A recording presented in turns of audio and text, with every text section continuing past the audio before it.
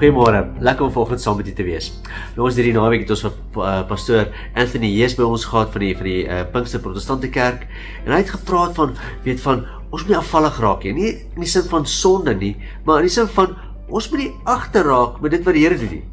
Want ek het eendag 'n stelling gehoor wat iemand gemaak het en sê, die Here beweeg en oor die jare beweeg hy en baie keer kom mense, hulle beweeg saam met die Here en dan kom hulle staan stil.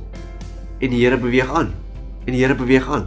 En wat doen mense wat stil gestaan het wanneer die Here aanbeweeg het? Wat doen mense? Hulle het afvallig geraak. Engels praat van backsliding. Die Here het aanbeweeg en hulle het stil gestaan. En dis hoekom ons deesdae so verskillende denominasies kry, so verskillende vorme van Christendom kry, want op 'n stadium het hulle saam met die Here beweeg en toe stil gestaan, maar die Here het aanbeweeg. Hy het aanbeweeg en hulle het stil gestaan en hulle het geglo, hulle is reg, hulle was reg.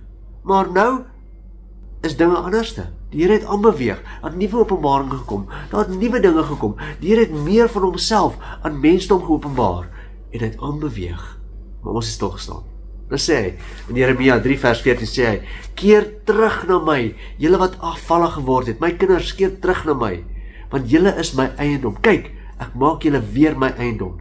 En dit is as ware, ons glo vandag, en ons wil graag glo, ons wil in pas wees met die hartklop van die Here vir ons vir vandag.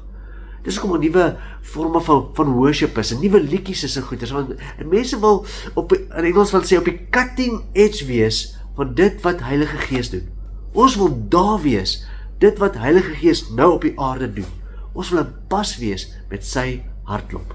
So, kom ons keer terug na die Here. Here, waar is U? En is ons in lyn? Is ons hartklop nog in pas met U? En Here, bring ons weer terug, soos die woord sê, laat ons weer terugkeer, bring ons weer terug, want ons is U eiendom. Ons is U eiendom. Dat ons so in pas kan wees met U hart. Amen. Kom ons bid saam. Here, kort gebed. Here, bring ons weer terug na U hartklop toe, waar U vandag is, Here. Ons is U kinders. En bring ons dat ons hartklop in pas met U sin sal wees. Ons eer U in Jesus naam. Amen.